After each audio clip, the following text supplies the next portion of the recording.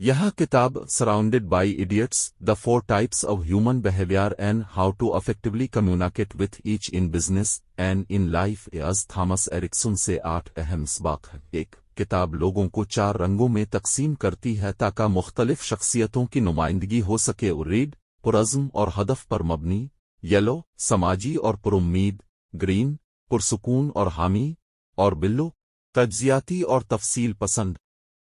इन शख्सियतों को जानने से आपको ये समझने में मदद मिलती है कि लोग किस तरह का बर्ताव करते हैं।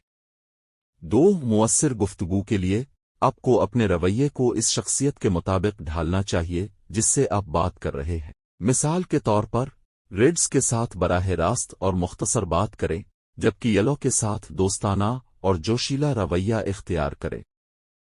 3 अपनी शख्सियत को समझना आपकी ताकतों और कमजोरियों की निशानदेही करता है।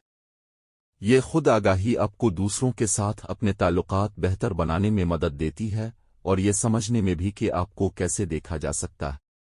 4 मुख्तलिफ लोग तनाज़ात को मुख्तलिफ अंदाज में संभालते हैं और उन शख्सियतों को पहचान कर आप इख्तिलाफात को ज़्यादा हिकमत अमली से निपटा सकते हैं। मिसाल के तौर पर ग्रीन तनाज़ात से बचते हैं और उन्हें यकीन दहानी की ज़रूरत होती है, जबकि रीड मसाइल का सामना करते हैं और साफ गोई को पसंद करते हैं। 5 अपनी टीम के अफराद की शख्सियतों को जानकर आप उन्हें ऐसे काम दे सकते हैं जो उनकी सलाहियतों के मुताबिक हों। इससे एक हम आहंग और पैदावारी माहौल कायम होता है।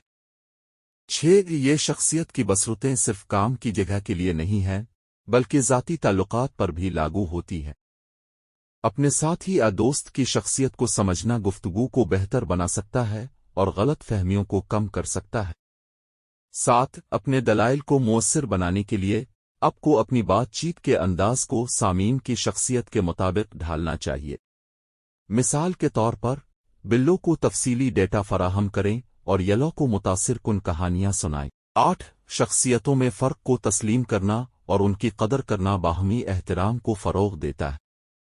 हर शख्स की मुनफरिद सलाहियतें और नुक्ता नज़र होते हैं जो एक मुतवाज़िन और मुअस्सिर टीम का रिश्ता कायम करने में मदद कर सकते हैं।